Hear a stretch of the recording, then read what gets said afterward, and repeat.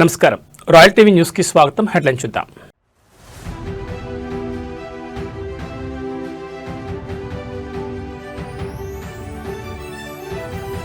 TTD నూతన సారథిగా ముద్దాడ రవిచంద్ర బాధ్యతల స్వీకారం.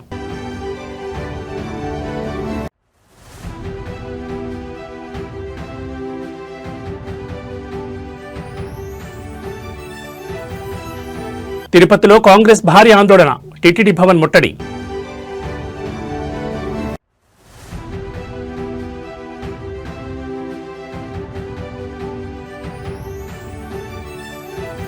రెండేళ్ల అభివృద్ధి ప్రస్థానం, నివేదిక విడుదల చేసిన పవన్ కళ్యాణ్.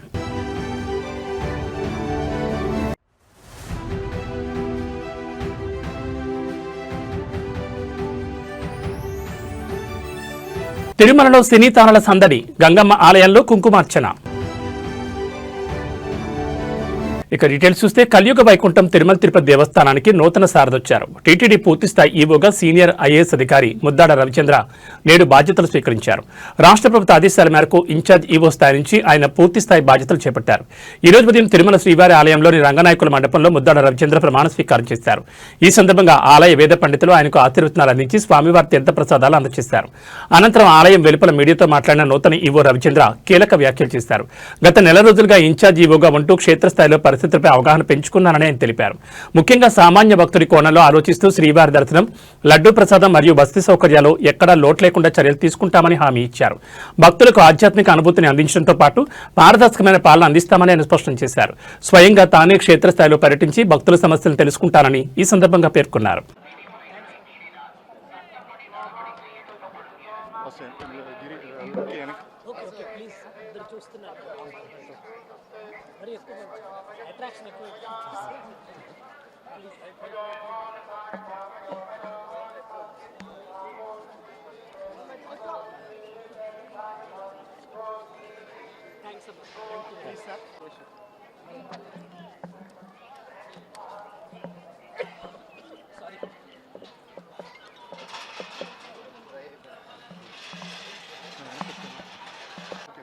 ఓం నమో వెంకటేశాయ. గత నెల అంటే ఫిబ్రవరి నెల 6వ తారీఖున పూర్తి అదనపు బాధ్యతల కింద తీసుకోవటం జరిగింది. తర్వాత ప్రభుత్వం పూర్తి స్థాయి బాధ్యతలు కూడా తీసుకోమని ఆర్డర్స్ ఇవ్వటం జరిగింది. అందుకు ఈరోజు ఇక్కడ పూర్తి స్థాయి యోగ బాధ్యతలు తీసుకునే అదృష్టం కలిగింది. గత నెల రోజుల్లో వివిధ వర్గాలతో మాట్లాడుతూ చాలా నేర్చుకున్నాము. ఒక భక్తుడిగా సాటి భక్తులకి ఏం చేయాలి అన్నది ఆలోచన చేస్తూ ఉన్నాం. చాలా మంది నుంచి చాలా సూచనలు వచ్చున్నాయి.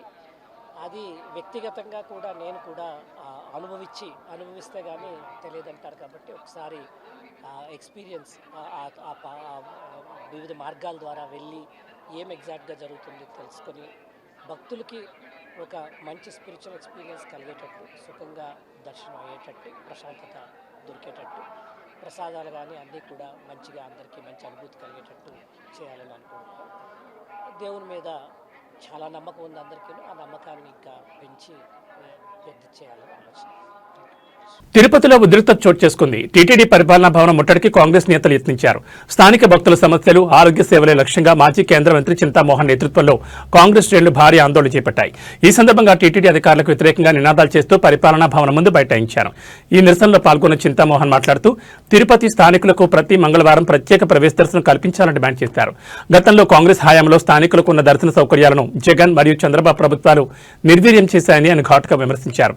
ఆరోగ్య సేవలపై మాట్లాడుతూ స్విమ్స్ ఆసుపత్రిలో పేదలకు పూర్తి స్థాయిలో ఉచిత వైద్యం అందించాలని, అలిపిరి వద్ద టీటీడీ నిర్మిస్తున్న నూతన భవనాలను రుయాసుపత్రికి అప్పగించాలని ఆయన ప్రభుత్వాన్ని కోరారు.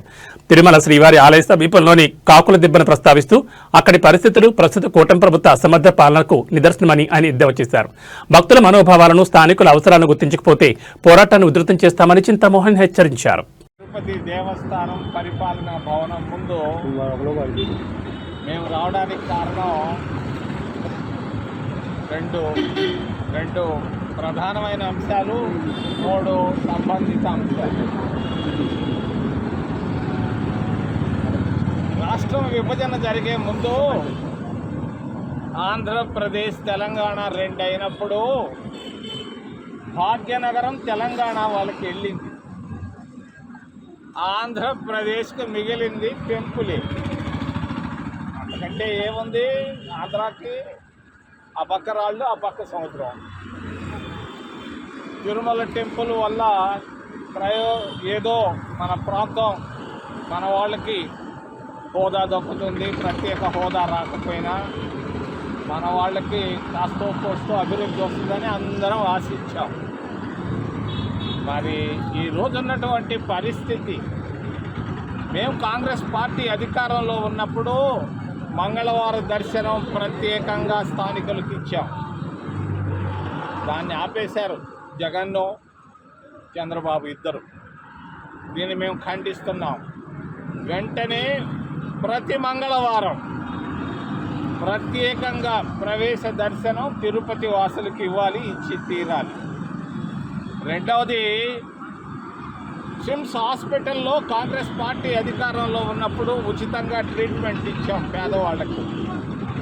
ఈరోజు ఆ ట్రీట్మెంట్ ఆపేశారు. జగన్ ప్రభుత్వం వచ్చిన తర్వాత, చంద్రబాబు ప్రభుత్వాలు వచ్చిన తర్వాత దీన్ని మేము ఖండిస్తున్నాం.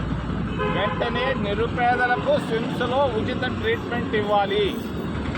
పక్కనే రూయా హాస్పిటల్ ఉంది. రూయా హాస్పిటల్కి ప్రభుత్వం డబ్బులు ఇవ్వలేదు, వాళ్ళ దగ్గర డబ్బు లేదు. మేము అడుగుతున్నాం తిరుపతి దేవస్థానాన్ని, మీ దగ్గర అలిపిరి దగ్గర ఉన్న బిల్డింగులు మాకు ఖచ్చితంగా ఇవ్వాలి, ఇచ్చి తీరాలి. రాబోయే కోర్టులో మీరు పెట్టాలి. మేము తీసుకుంటున్నాం, మీరు ఇస్తున్నారు.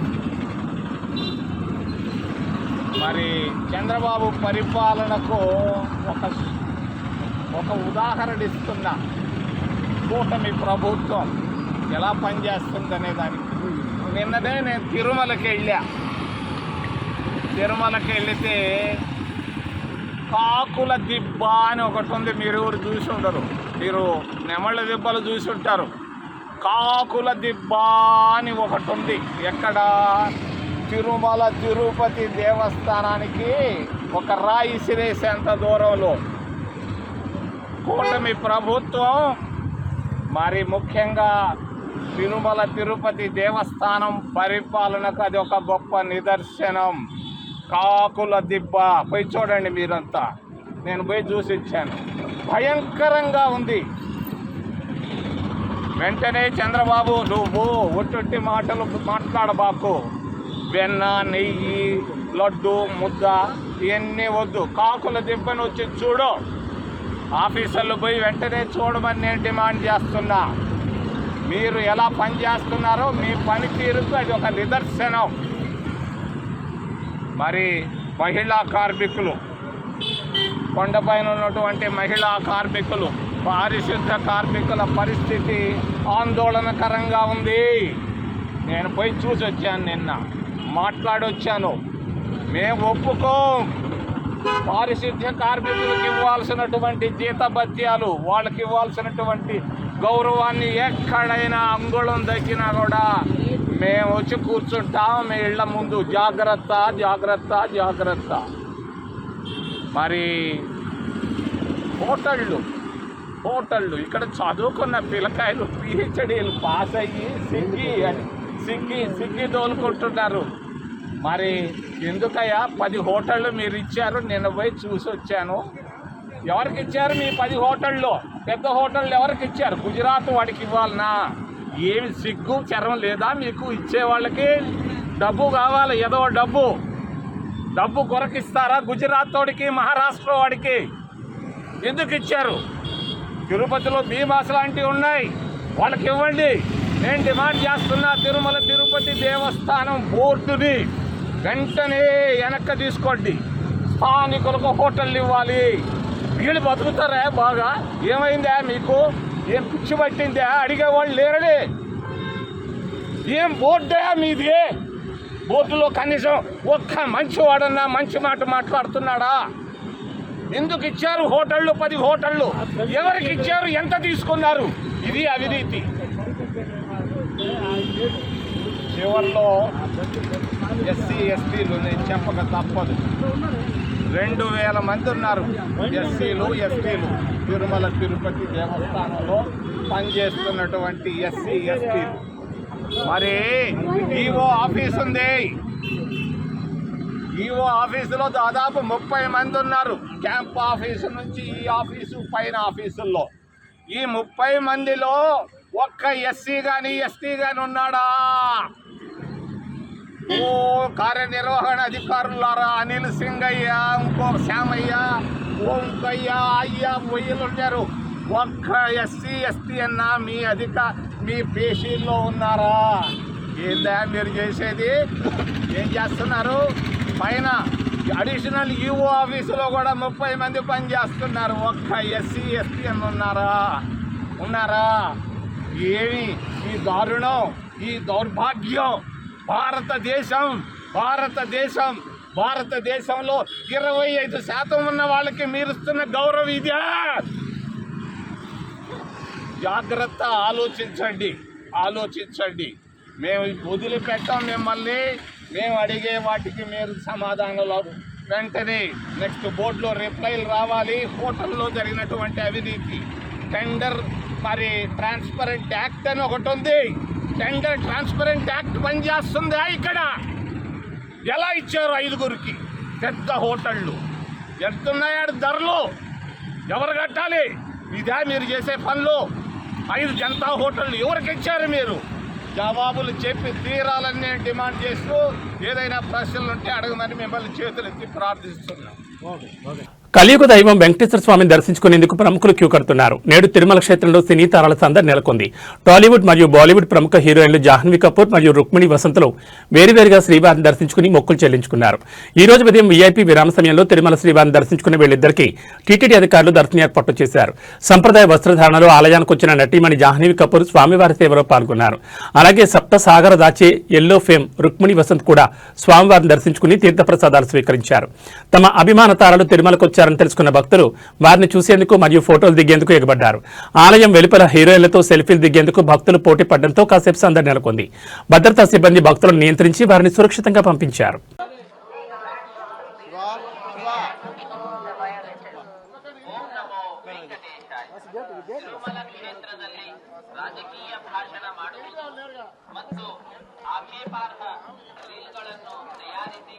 ಸಾಮಾಜಿಕ ಜಾಲತಾಣಗಳಲ್ಲಿ ಪೋಸ್ಟ್ ಮಾಡುವುದು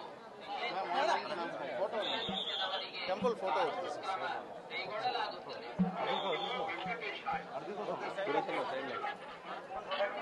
madam sir temple photo madam temple photo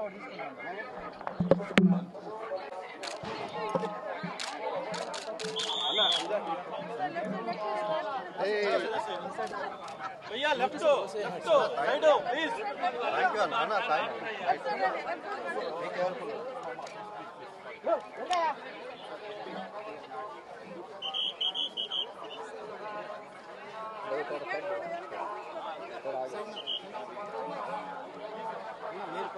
बाबू मैडम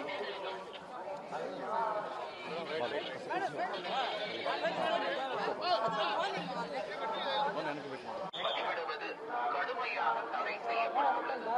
விதிமுறைகளை மீறினால் சட்டப்படி நடவடிக்கை எடுக்கப்படும். ஓகே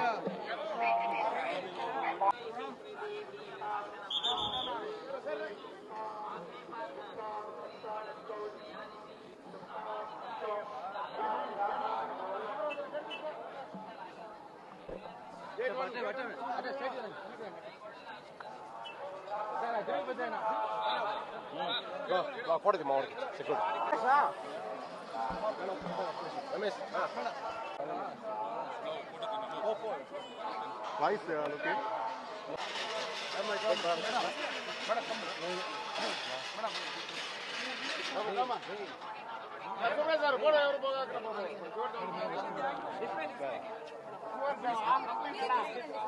ఆంధ్రప్రదేశ్ రాష్ట్రంలో కూటమి ప్రభుత్వం బాధ్యతలు చేపట్టి 2 ఏళ్లు పూర్తవుతున్న సందర్భంగా అభివృద్ధి ప్రస్థానంపై కీలక అడుగు పడింది. ఉప ముఖ్యమంత్రి పవన్ కళ్యాణ్ తన శాఖల ద్వారా గత 2 ఏళ్లలో చేపట్టిన అభివృద్ధి కార్యక్రమాలను నియోజకవర్గాల వారీగా నివేదికల రూపంలో ప్రజల ముందుకు తీసుకొచ్చారు. శుక్రవారం అసెంబ్లీ ఆవరణలో డిప్యూటీ సీఎం కార్యాలయంలో ఈ కార్యక్రమం వైభవంగా జరిగింది. ఆంధ్రప్రదేశ్ అభివృద్ధి పేరుతో రూపొందించిన ఈ నివేదికలను ఉప ముఖ్యమంత్రి పవన్ కళ్యాణ్, పౌర సరఫరాల శాఖ మంత్రి తెనాలి ఎమ్మెల్యే నాదెండ్ల మనోహర్ సంయుక్తంగా ఆవిష్కరించారు. ఈ ప్రస్థానంలో తొలి నివేదికగా తెనాలి నియోజకవర్గ అభివృద్ధి నివేదికను మంత్రి నాదెండ్ల మనోహర్ కి పవన్ కళ్యాణ్ అందజేశారు. పంచాయతీరాజ్, గ్రామీణాభివృద్ధి, ఆర్డబ్ల్యూఎస్, అటవీ, పర్యావరణ మరియు సైన్స్ అండ్ టెక్నాలజీ శాఖల ద్వారా తెనాలి నియోజకవర్గంలో మౌలిక సదుపాయాల కల్పన, గ్రామీణ రహదారుల నిర్మాణం, త్రాగునీటి సరఫరా మెరుగుదల, పర్యావరణ పరిరక్షణ ప్రాజెక్టుల వివరాలను ఈ నివేదికలో సమగ్రంగా పొందుపరిచారు. ప్రభుత్వ లక్ష్యాలను ప్రజల్లోకి తీసుకెళ్లడంతో పాటు జవాబాదారీతనంతో కూడిన పాలన అందించడమే ఈ నివేదికల ఉద్దేశమని నేతలు స్పష్టం చేశారు. ఈ సందర్భంగా తెనాలి నియోజకవర్గ అభివృద్ధిపై అటు ప్రజల్లో ఇటు రాజకీయ వర్గాల్లో ఆసక్తి నెలకొంది.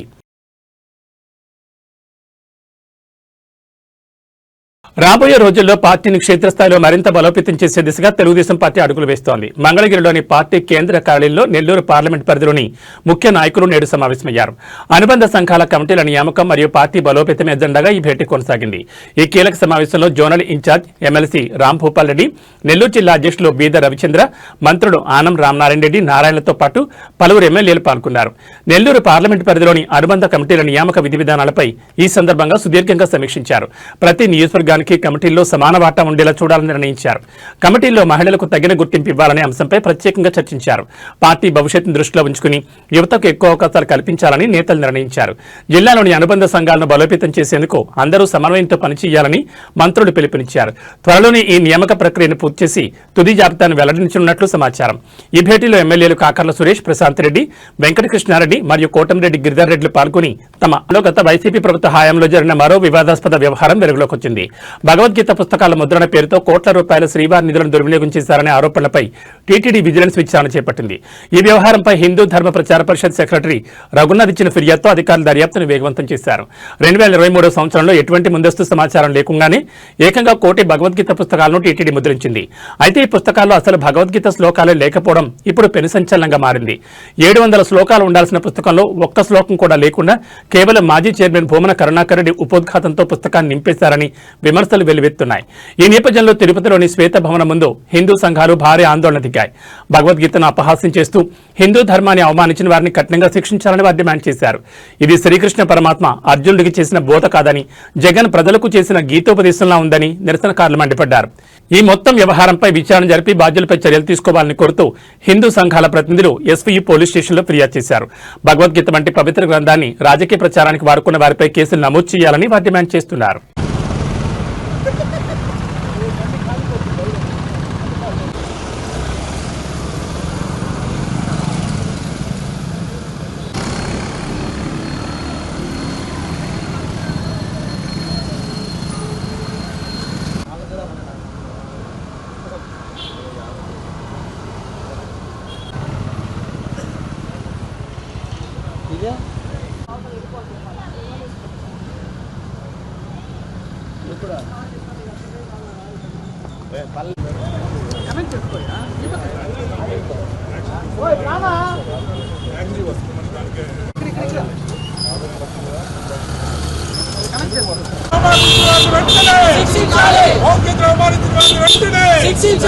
భౌతిక అవమానిస్తూ ప్రింట్ చేసినటువంటి వారి పైన చర్యలు తీసుకోవాలి. భౌతిక అవమానిస్తూ పుస్తకాలు ప్రింట్ చేసిన వారి పైన చర్యలు తీసుకోవాలి.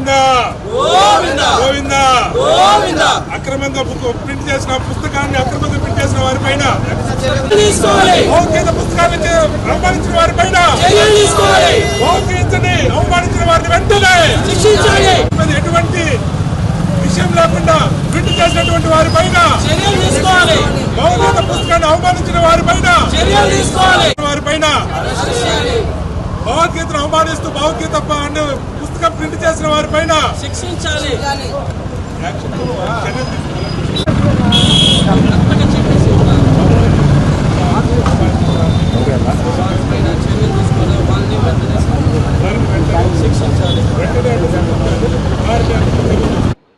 ఓం నమో వెంకటేశాయ.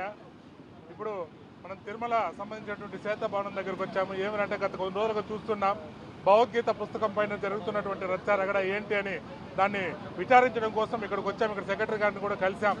ఈ పుస్తకాలు ఎలక్షన్కి ముందు అంటే 2023లో ఆర్డర్ ఇస్తే ఎలక్షన్ అయిపోయిన తర్వాత ప్రింట్ అయ్యి వచ్చాయి.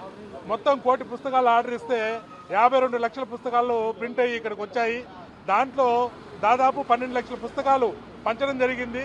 ఈ పుస్తకాలు మన కుంభమేళాలో కూడా పంచడం జరిగింది. తీరా చూసిన తర్వాత ఈ పుస్తకం ఏందని చూస్తే ఆ పుస్తకంలో భగవద్గీతకు సంబంధించినటువంటి ఎటువంటి శ్లోకం కానీ తాత్పర్యం కానీ అందులో లేకపోవడం చాలా బాధాకరం.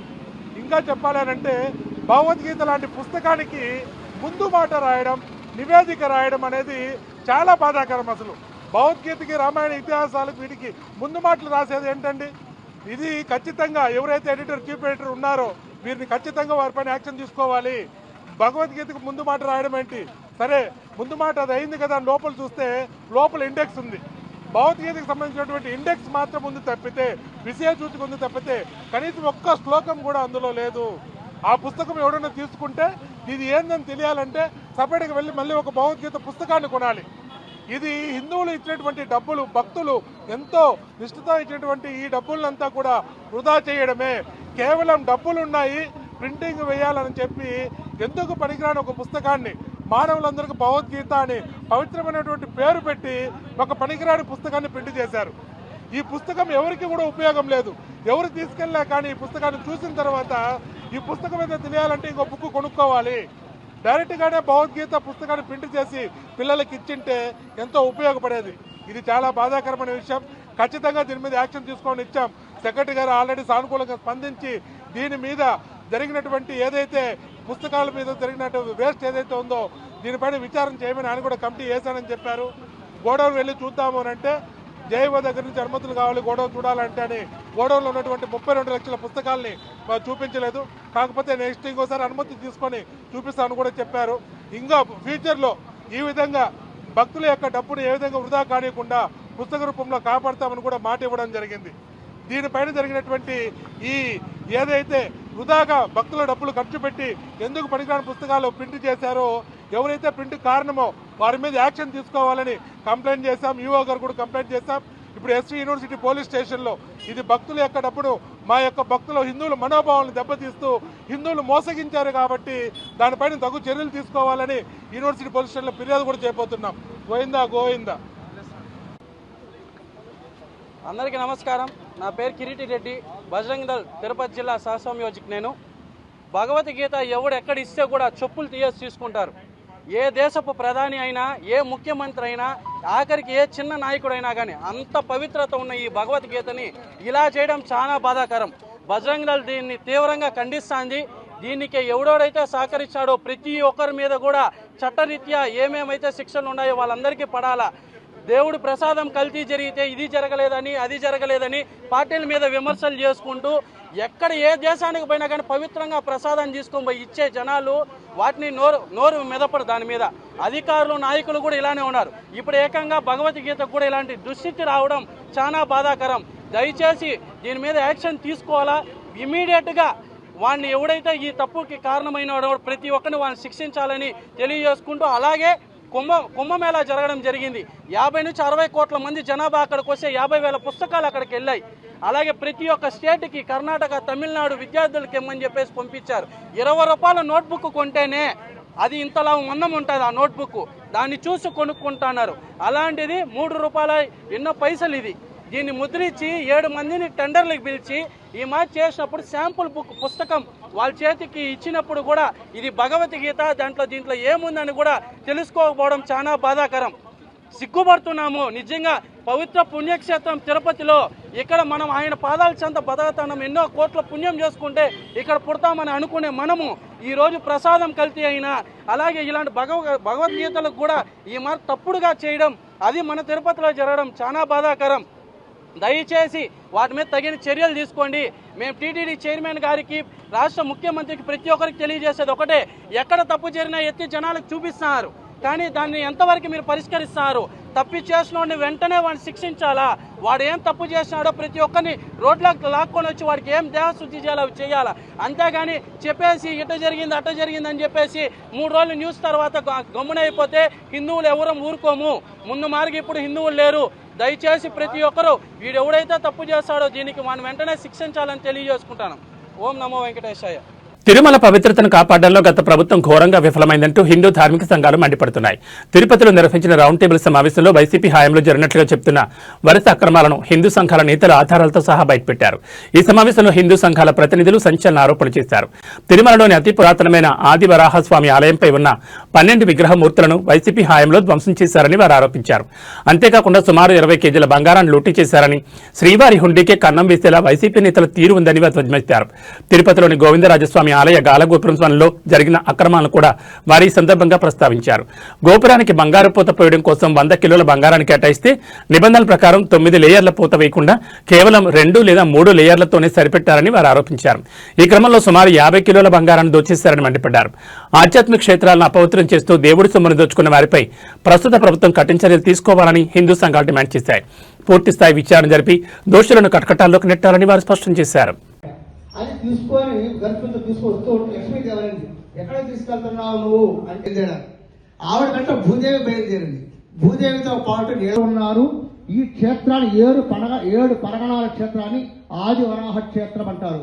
ఈ యొక్క పాపానికి ఒడిగట్టినటువంటి ఏం సార్ పెద్దగా శిక్ష పడదు. కాబట్టి భగవంతుడి మీద ఆలస్యం అమృతం విషయం మన దీంతో ఈ రోజే మేమందరం కలిసి మీతో కలిసి ముందుకు పడిరాజు పేరిటి పసిడి కొండ అసుర వైరులకు ప్రత్యక్షమైన కొండ గోమైన కొండ అరసి చూడంగా బ్రహ్మమాటేశ్వరుని కొండ అని పెద్దలు దీన్ని ఆయోక్తిగా వచ్చింది.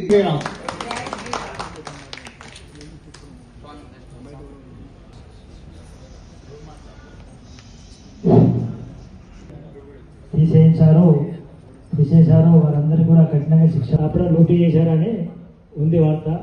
20 కిలోల బంగారాన్ని కూడా ఎవరు లూటీ చేశారు? సంవత్సరాల తరబడి దశాబ్దాల తరబడి టీటీడీ ఉంది.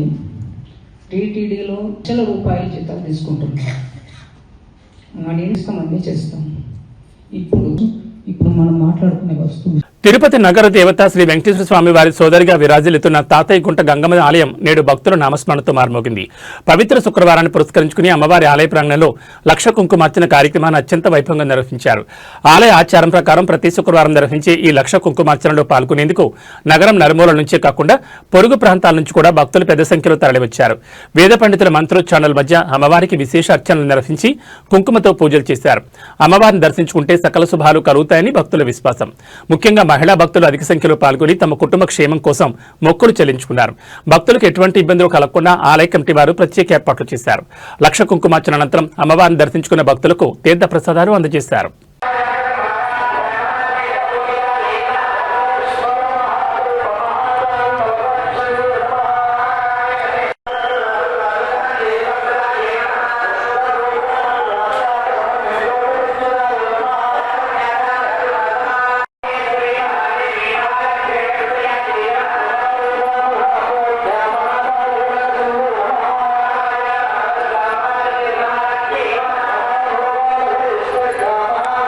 తిరుపతిలో ధర్మస్థల నియోజకవర్గం చిత్ర యూనిట్ సందడి చేసింది.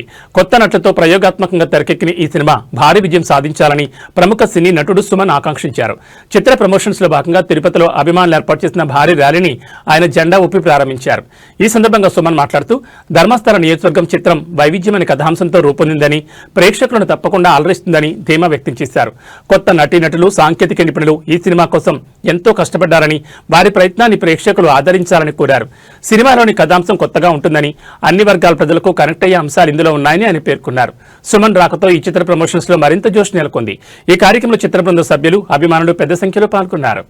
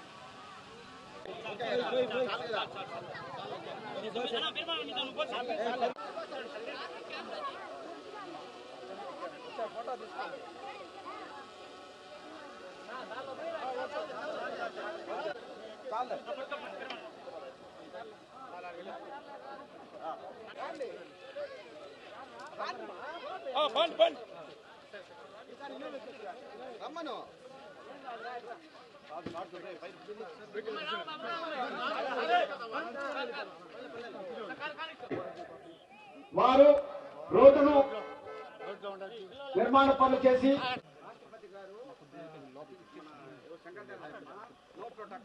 చాలా ఫ్రెండ్లీగా చాలా శేషాది చేపట్టుకొని ఇటు పోతా ఉంటే మేము ముంజల మండపం కాదు ఉండేవాళ్ళం చిన్నప్పుడు. ప్లీజ్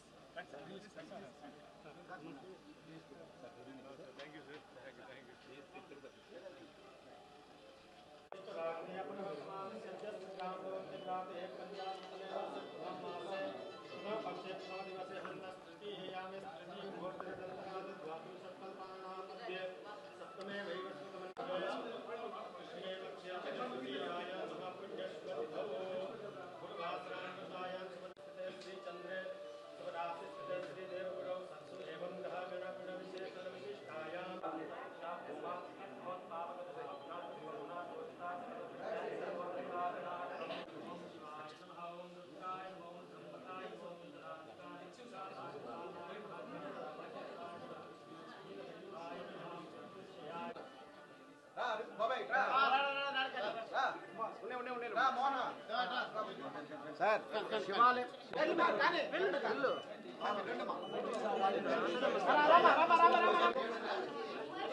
ఓం నమః శివాయ.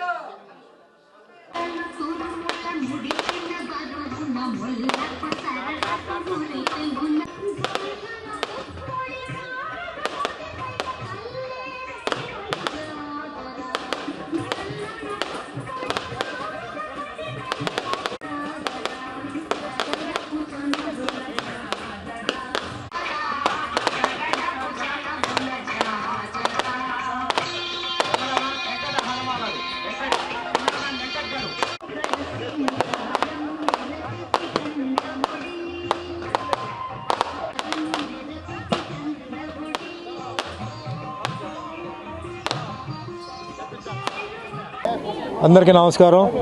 ఈరోజు తిరుమలలో ధర్మస్థల నియోజకవర్గం అన్న సినిమా అంటే ఈ ప్రీ లాంచ్ ప్రోగ్రామ్కి వచ్చానండి. సో ప్రొడ్యూసర్ భాస్కర్ గారికి, డైరెక్టర్ ప్రభాకర్ గారికి ధన్యవాదాలు. అలాగే ఇక్కడ వచ్చేసి సహదేవ్ గారు, రాధా గారు, ప్రహ్లాద్ గారు, హరిప్రసాద్ గారు, వాళ్ళకి ధన్యవాదాలు. ఎందుకంటే ఇక్కడ ఇది అరేంజ్ చేయడం ముఖ్యంగా ఎందరో 5 స్టార్ హోటల్స్ అక్కడక్కడ చేస్తారు, కానీ డైరెక్టర్ గారు ఇక్కడే చేద్దామని చెప్పారు. సెంటిమెంట్గా తిరుమల చేద్దాం అన్నారు. ఈరోజు రావడం జరిగింది. అండ్ ఈ సినిమా వచ్చేసి మంచి మెసేజ్ పిక్చర్ అండి. ఇది డ్రగ్స్ గురించి ముఖ్యంగా, అలాగే తల్లిదండ్రులను ఎట్లా గౌరవించడం. ముఖ్యంగా ఈరోజు ఇక్కడ ఒక విశేషం ఏంటంటే ఈ ప్రమోషన్ ఈవెంట్లో ఏదో డబ్బులు ఊరికే ఖర్చు పెట్టకుండా రోడ్లు అంటే ఇప్పుడు గవర్నమెంట్ రోడ్లన్నీ వేస్తున్నారు, కానీ ఎక్కడెక్కడ కొన్ని జరగలేదో ఆ ప్లేస్లో ఏంటంటే రోడ్లు వేయాలని చెప్పి డైరెక్టర్ ప్రభాకర్ గారు ఆల్మోస్ట్ ఆల్ 4 lakhs దీనికి స్పెండ్ చేస్తున్నారు. ఒక కొత్త టైప్ ఆఫ్ ఇది ప్రొసీజర్ అనమాట. సో అందరూ ఇది ఫాలో చేయవచ్చు. ఒక మంచి ఐడియా ఇది. సో డైరెక్టర్ మీద నాకు ఫుల్ కాన్ఫిడెన్స్ ఉంది.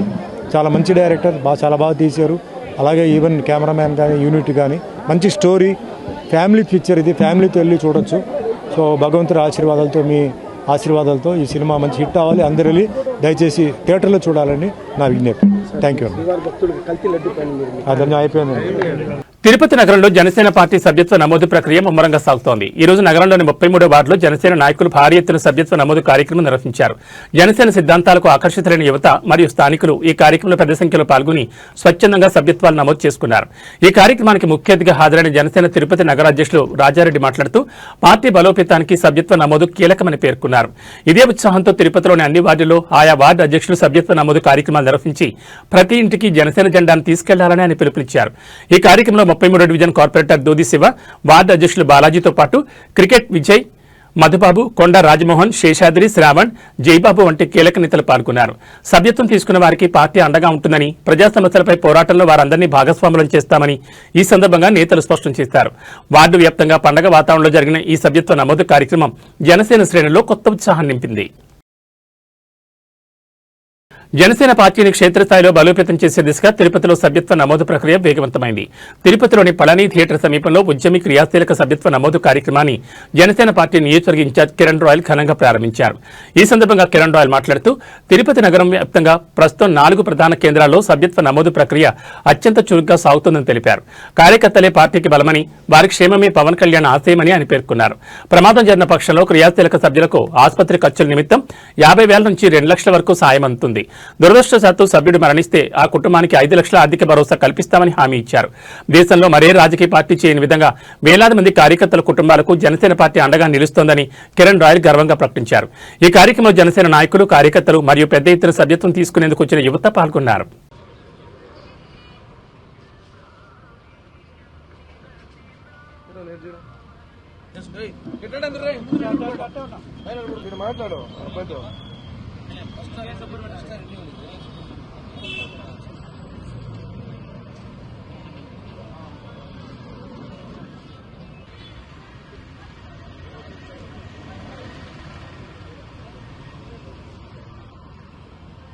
మనోజ్ చిరుస్తుగా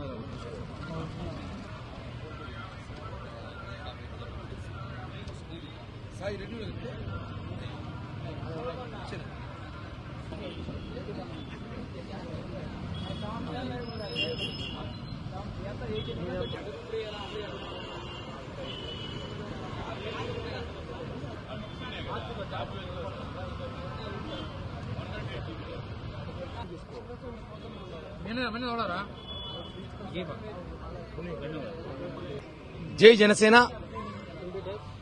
పవన్ కళ్యాణ్ గారి ఆశయ సాధన కోసం ఉద్యమి అని క్రియాశీలక సభ్యత్వ నమోదు కార్యక్రమాన్ని గత నెల 26వ తేదీ ప్రారంభించాం. దేశవ్యాప్తంగా ఉన్న పవన్ కళ్యాణ్ అభిమానులు, జనసేన కార్యకర్తలు, వీర మహిళలందరూ కూడా ఒక కుటుంబ సభ్యులుగా ఈ ఒక కార్యక్రమాన్ని విజయవంతంగా చేస్తున్నారు.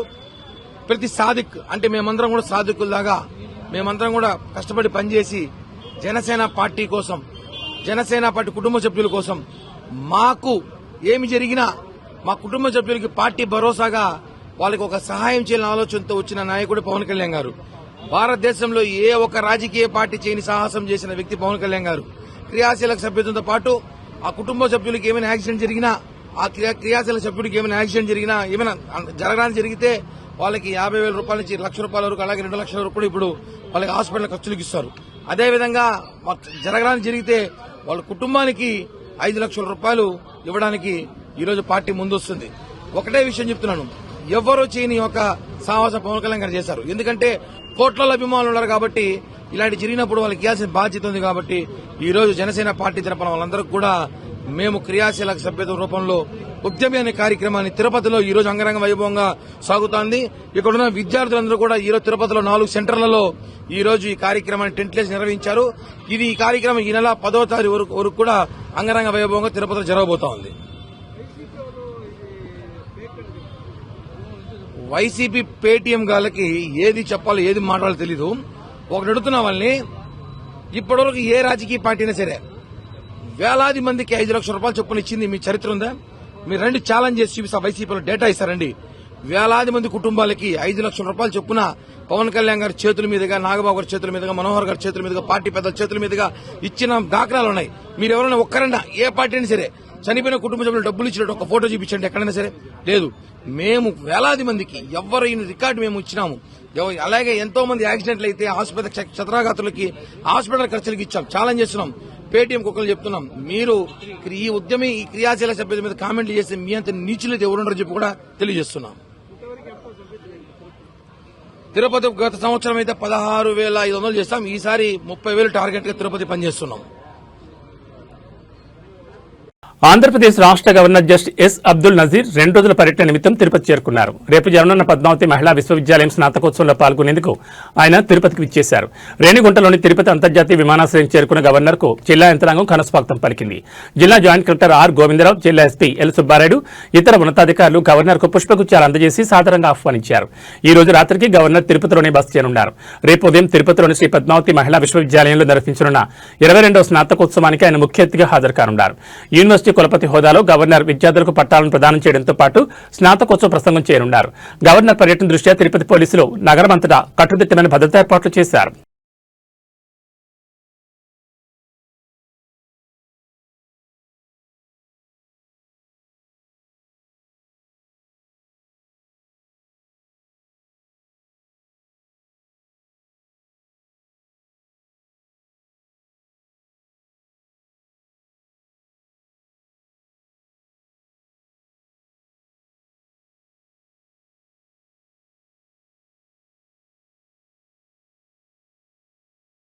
ఈ బులెటిన్ విశేషాలు. నమస్కారం.